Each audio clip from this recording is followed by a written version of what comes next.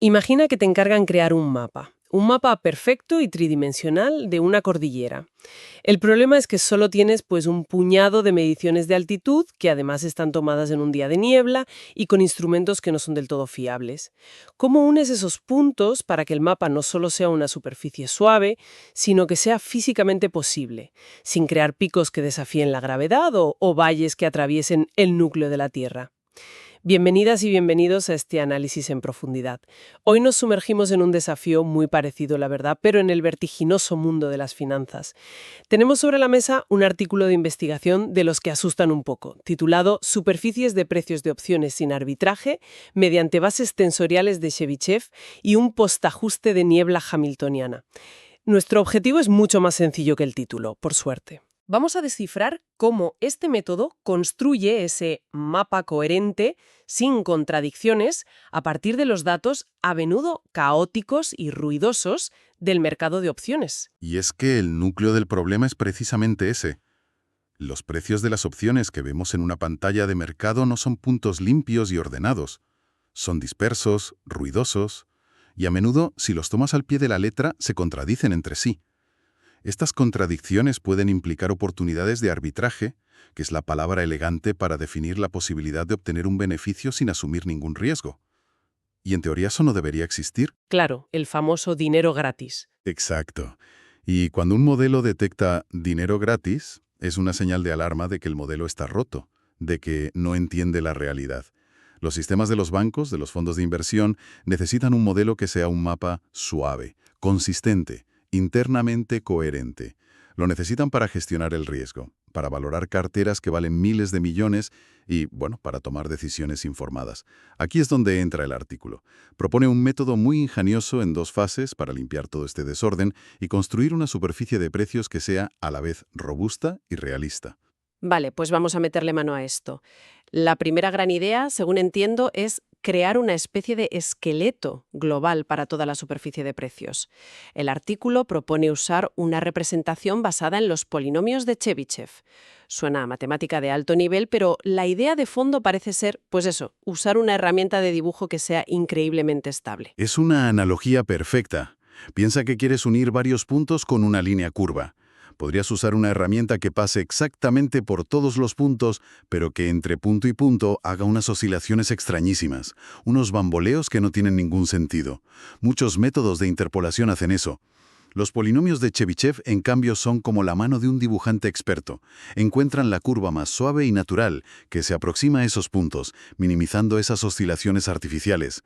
Son numéricamente muy estables, que es justo lo que necesitas como base. O sea, es la base, el lienzo. Pero el artículo menciona algo más en este primer paso, algo de un espacio de coordenadas deformado o warped. Eso ya me suena más extraño. Aquí es donde empieza la magia. Pensemos en un mapa de carreteras. En el centro de Madrid necesitas un nivel de detalle enorme, calle por calle, casi metro a metro. Pero en la A2, cruzando los Monegros, no necesitas tanto detalle. Con saber por dónde va la autopista es suficiente. El warping, o la deformación del espacio, hace exactamente eso con el tiempo de vencimiento de las opciones. A ver si te sigo. Las opciones que vencen en las próximas semanas o meses son como el centro de la ciudad. Sus precios son muy sensibles, cambian frenéticamente, la volatilidad es más compleja. Ahí necesitas mucha resolución. Las opciones que vencen dentro de 5 años son como la autopista en el desierto, todo es más tranquilo y menos detallado.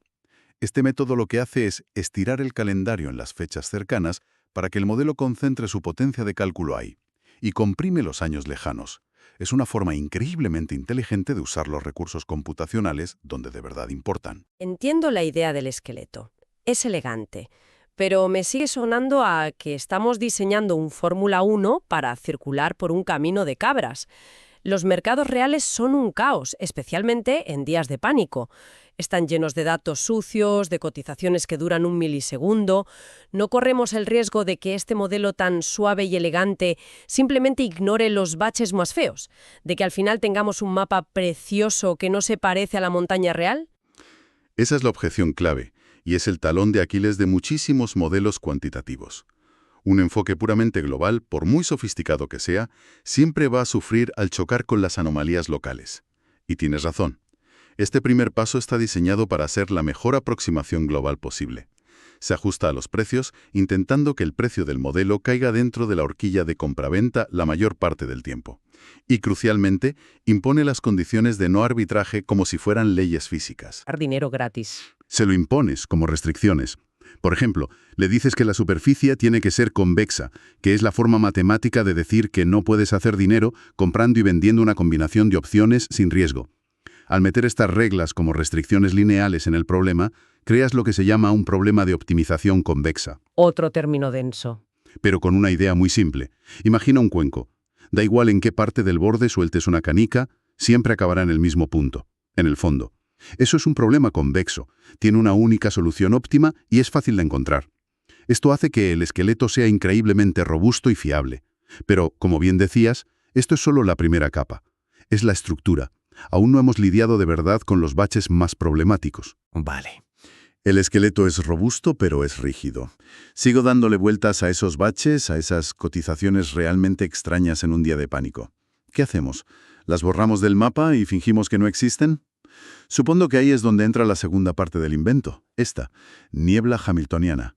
El nombre parece sacado de un episodio de Star Trek, no de un paper de finanzas. El nombre es llamativo, sí, hay que reconocerles el marketing, pero la idea que hay detrás es sorprendentemente geométrica e intuitiva una vez que la desmenuzas.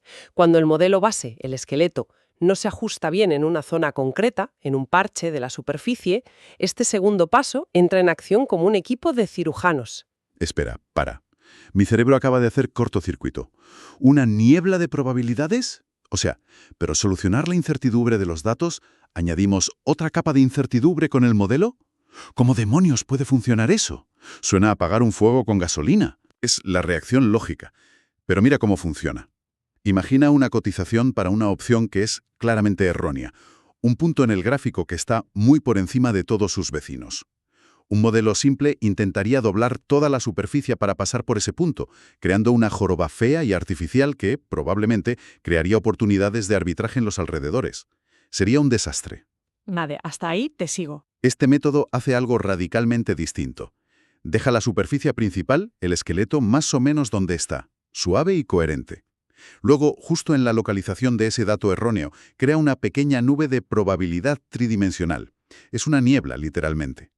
La parte más densa de esa nube estará cerca de donde la superficie suave debería estar, pero una parte más tenue, más difusa, se extenderá para tocar ese dato erróneo. ¿Y qué es esa energía hamiltoniana?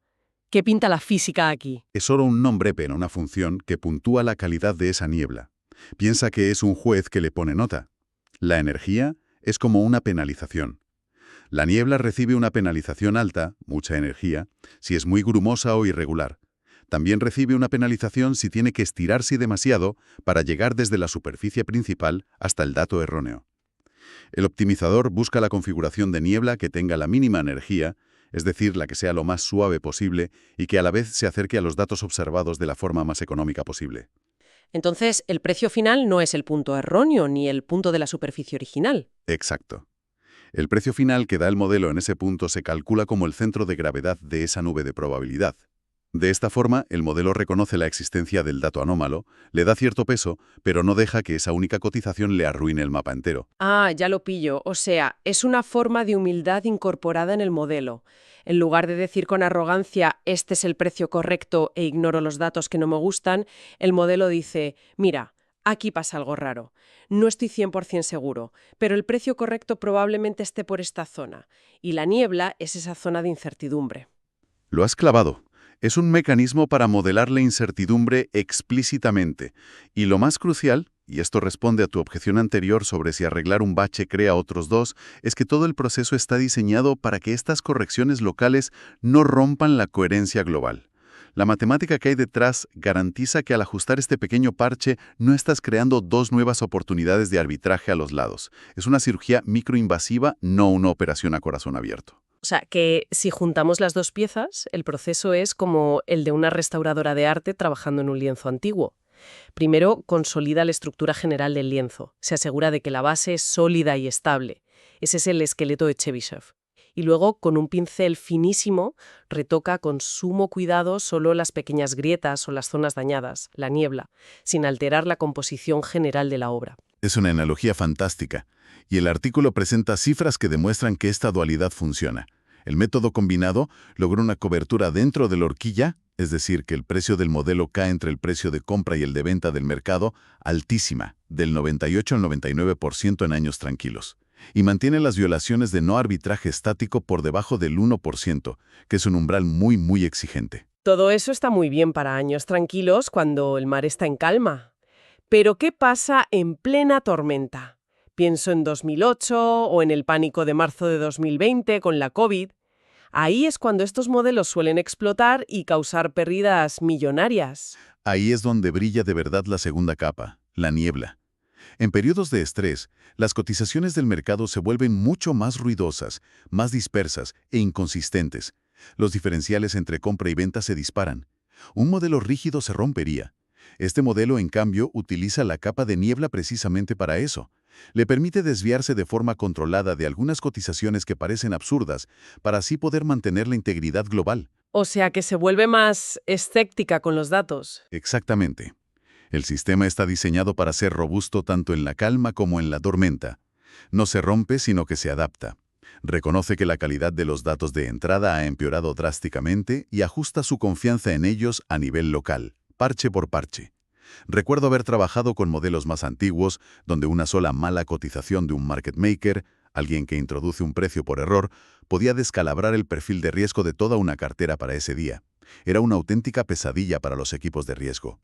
Un sistema como este, que aísla el problema y lo contiene localmente, habría sido revolucionario. Bien, creo que es hora de recapitular.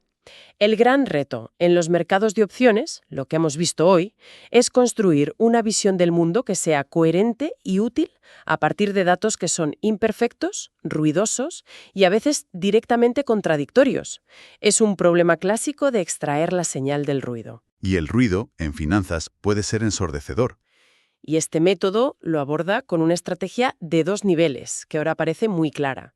Primero, una base global sólida y suave, usando la estabilidad casi mágica de los polinomios de Chebyshev para crear el esqueleto y evitar oscilaciones artificiales. Es la fuerza bruta pero elegante. Y segundo, una capa de ajuste local, casi quirúrgica, la niebla hamiltoniana, que gestiona el ruido y las inconsistencias en regiones muy específicas sin contaminar el resto del mapa. Es la fineza, la precisión de un bisturí láser. Lo que este enfoque nos muestra en el fondo es un equilibrio muy sofisticado entre la elegancia matemática global y el pragmatismo que exige la realidad del mercado. Abandona la idea, que es un error fundamental en muchos modelos más simples, de que todos los datos del mercado son perfectos y sagrados. Este modelo reconoce explícitamente que existe el ruido, el estrés, el error humano, y crea un mecanismo para modelarlo y gestionarlo en lugar de ignorarlo. El resultado es un mapa que no solo es matemáticamente correcto, sino también fiel a la realidad. Fiel de una forma mucho más profunda. El resultado es un cambio fundamental de paradigma. Es pasar de forzar un modelo perfecto sobre datos imperfectos a crear un modelo que reconoce y cuantifica su propia incertidumbre en las zonas problemáticas. Es un cambio de la arrogancia de «esta es la verdad» a la honestidad de «así es como veo el mundo». Y en estas zonas admito que mi visión es más borrosa. El modelo ya no finge que el mapa es perfecto. Publica un mapa que admite que, en ciertos valles, hay niebla. Y esto me deja dándole vueltas a una idea para terminar. El modelo trata estas inconsistencias del mercado, esta niebla, como ruido que hay que gestionar, como imperfecciones que hay que filtrar para encontrar la verdad subyacente. Pero, ¿y si esa niebla, esa incertidumbre localizada, no fuera simplemente ruido? ¿Y si contuviera información en sí misma? ¿A qué te refieres? Podría ser una medida cuantitativa de la tensión del mercado en un punto concreto, de la falta de consenso entre compradores y vendedores justo antes de que se anuncie un dato importante, o de la anticipación a un evento que podría disparar la volatilidad. Quizás podríamos estar al borde de no solo filtrar el ruido del mercado, sino de empezar a interpretar su significado. Quizá el siguiente paso no sea disipar la niebla, sino aprender a leer el tiempo en ella. Gracias por acompañarnos en este análisis en profundidad. Hasta la próxima.